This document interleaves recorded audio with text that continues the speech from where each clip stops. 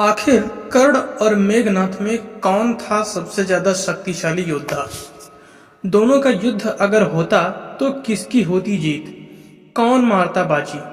वो जो भगवान परशुराम का शिष्य था, जो उनकी छत्र छाया में पला बढ़ा और उन्हीं से समस्त शक्तियां प्राप्त की, या फिर वो जो त्रिलोक विजेता का पुत्र होने के साथ साथ महापराक्रमी भी था, जिसके बचपन में रोने मात्र से बादल के गरजने की आवाज आई थी, इसलिए उसका नाम मेघनाथ था। तथा उसके पराक्रम से इंद्रदेव को हराने के कारण स्वयं ब्रह्मदेव ने इंद्रजीत नाम दिया था। आखिर कौन था महाशक्तिशाली? मिलेंगे इन सभी सवालों के जवाब। बने रहिए वीडियो के लास्ट तक। आप देख रहे हैं हमारा YouTube चैनल गुप्त ज्ञान। तो चलिए अब करते हैं ज्ञान की बात। वीडियो में आगे बढ़ने से पहले हमारे चैनल को सब्सक्राइब अवश्य करें। आज हम बात करने वाले हैं दो महान योद्धाओं की, जिनकी शक्तियां बेमिसाल थी और इनसे सीधे तौर पर युद्ध करना स्वयं देवताओं तक को महंगा पड़ा था। वैसे ये दोनों ही योद्धा अपने समय काल के महान योद्धाओं में से एक थे। वैसे कभी इन दोनों योद्धाओं का मुकाबला तो नहीं हुआ, लेकिन आज हम इन योद्धाओं की शक्तियों का आकलन करेंगे और जानेंगे कि आखिर इन दोनों में सबसे अधिक बलशाली कौन था। वो दो योद्धा कोई और नहीं बल्कि रामायण काल में स्वर्ग को जीतने वाला रावण का पुत्र मेघनाथ था और महापराक्रमी कर्ण था। आकलन को हमने 3 श्रेणियों में बांटा है, तो चलिए जानते हैं इन 3 श्रेणियों के हिसाब से किस योद्धा में कितनी शक्ति थी। पहला है वरदानी शक्ति। मेघनाथ बहुत ही मायावी राक्षस योद्धा था। कहते हैं उसे एक नहीं अनेकों वरदान प्राप्त थे। 12 वर्ष की आयु होते होते मेघनाथ ने अपनी कुल देवी निकुंबला के मंदिर में अपने गुरु शुक्राचार्य की दीक्षा लेकर कई सारी सिद्धियों को प्राप्त कर लिया था। कहते हैं मेघनाथ ने मौन व्रत धारण किए कई साल बिताए और उसी से भगवान शिव ने उन्हें दर्शन दिए।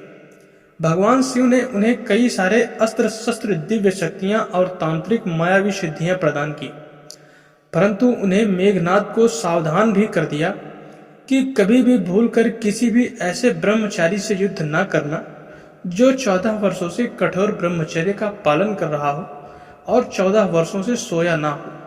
इसी के साथ उन्हें ब्रह्मा से भी वरदान प्राप्त था कि जब तक वो यज्ञ से निकले रथ पर बैठकर युद्ध करेगा, तब तक उसे कोई भी परास्त नहीं कर पाएगा और ना ही उसका वध कर पाएगा।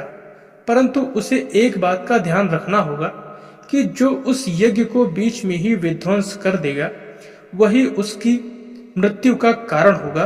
और साथ ही साथ स्वर्ग जीतने पर ब्रह्मदेव ने उसे यह भी वरदान दिया था कि आज से मेघनाथ को इंद्रजीत कहा जाएगा, जिससे इंद्र की ख्याति सदा सदा के लिए कलंकित हो जाएगी। वहीं अगर हम सूर्य पुत्र कर्ण की बात करें तो वह स्वयं भगवान सूर्य देव का अंश था, जिनके तेज से संपूर्ण ब्रह्मांड प्रकाशमान होता है। सोचो उसका पुत्र कितना बलशाली और पराक्रमी होगा। जन्म से ही सूर्य पुत्र कर्ण के शरीर में कवच और कुंडल विद्यमान थे, जो उन्हें उनके पिता सूर्य देव से प्राप्त हुए थे। कहते हैं कवच और कुंडल अभेद्य थे।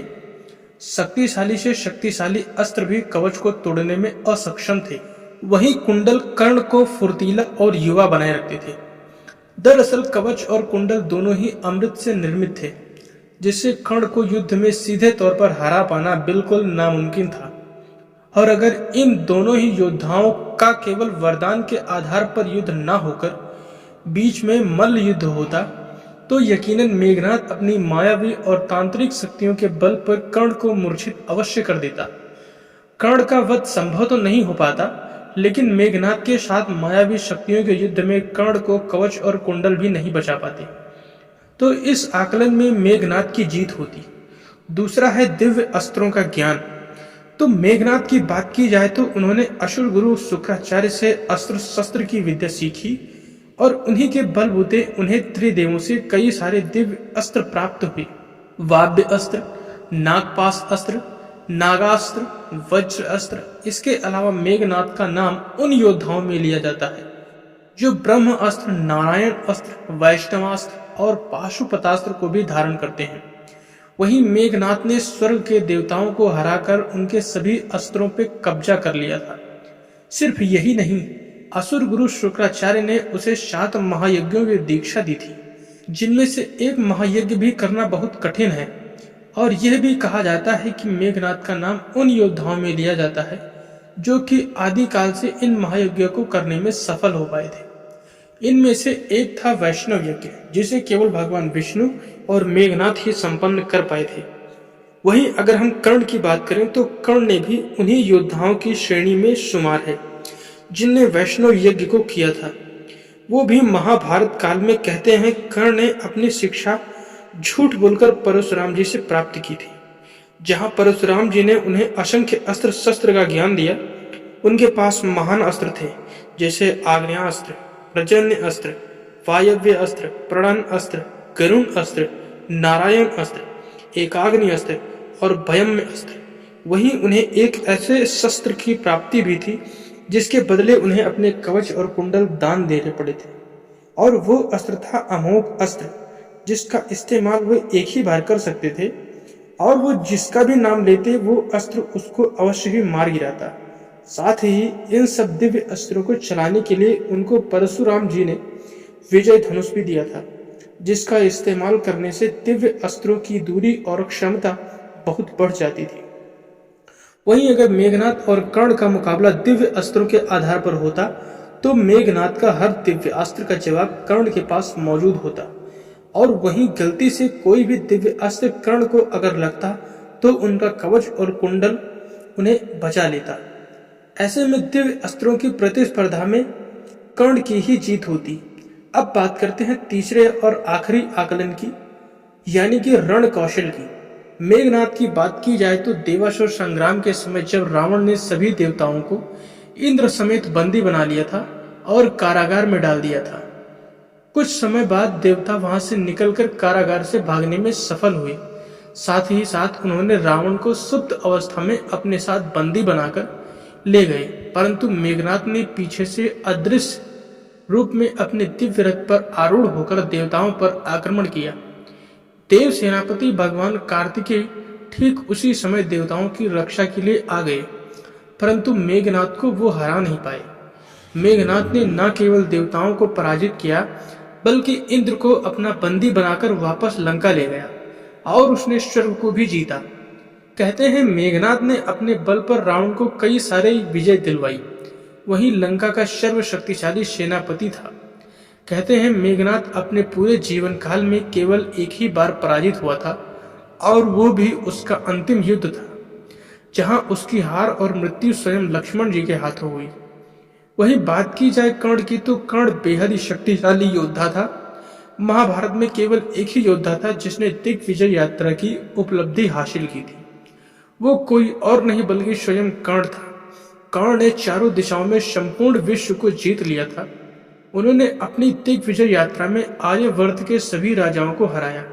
द्रुपद पहला योद्धा था जिसे कर्ण ने अपनी दिग्विजय से हराया था, और कर्ण ने द्रुपद और पश्चिमी दिशा के सभी राजाओं को हराया। उत्तर दिशा में कर्ण ने अकेले ही भागदत्त को हराया था, जिसने महाभारत के युद्ध में अर्जुन तक के होश उड़ा दिए थे।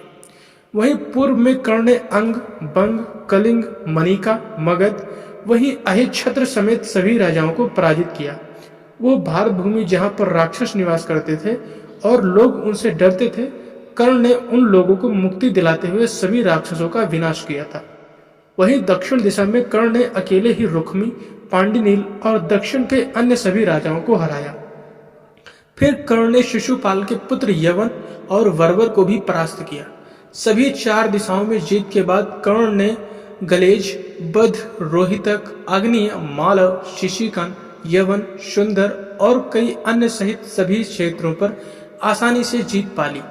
यहाँ तक कि महाभारत के युद्ध में अर्जुन को कर्ण को हराने में बहुत दिक्कतों का सामना करना पड़ा। वो तो भगवान श्री कृष्ण ने छल का सहारा लिया, तब जाकर कर्ण का वध संभव हो पाया, और उससे पहले इंद्र ने उनसे कवच और कुंडल दान में मांग लिया। इसी वजह से कर्ण की मृत्यु संभव हो पाई। अगर इस आकलन को देखें तो इसमें वरदान और दिव्य अस्त्रों की संपूर्ण शक्ति से मेघनाथ और कर्ण का अगर युद्ध होता तो संभवतः इस युद्ध का कोई निष्कर्ष नहीं निकलता, क्योंकि दोनों ही महान योद्धा थे। दोनों के पराक्रम के बारे में आप भली भांति जान चुके हैं। साथ ही भगवान विष्णु के बाद यही दो योद्धा थे जिन्होंने वैष्णव यज्ञ को पूरा किया था। इसलिए इस आकलन में दोनों ही बराबर घोषित होते हैं। कैसी लगी आज की ये वीडियो कमेंट करके जरूर बताएं और कमेंट बॉक्स में जय श्री राम जरूर लिखें। तो मिलेंगे एक बार और नई खास वीडियो के साथ। तब तक के लिए देखते रहिए, खुश रहिए, मस्त रहिए। नमस्कार।